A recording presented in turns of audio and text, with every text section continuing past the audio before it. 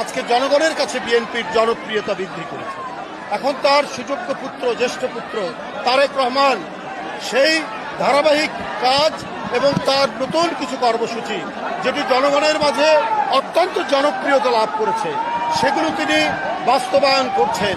তো আমরা দলের নেতাকর্মীরা সেই বাস্তবায়নকে আমরা সহযোগিতা করব, আমরা সেটিকে জনগণের কাছে তুলে ধরব এবং এই তুলে ধরার মধ্যে দিয়েই জনগণের কাছে আমাদের দলের জনপ্রিয়তা, বিএনপির জনপ্রিয়তা আরও বৃদ্ধি পাবে।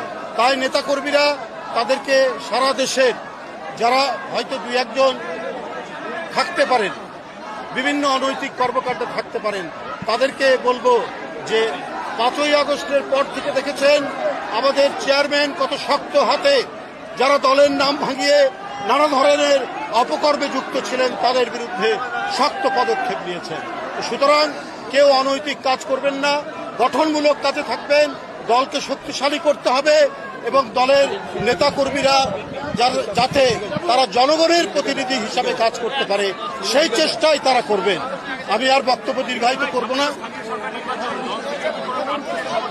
দল থেকে স্থানীয় পর্যায়ে আমাদের দলের নেতৃবৃন্দ যারা আছেন, ইউনিয়নের নেতা, উপজেলার নেতা বা থানার নেতা বা জেলার নেতারা, তারা সবকিছু যাচাই বাছাই করে ইউপি নির্বাচনে যিনি যোগ্য প্রার্থী তাকে সমর্থন দেবেন।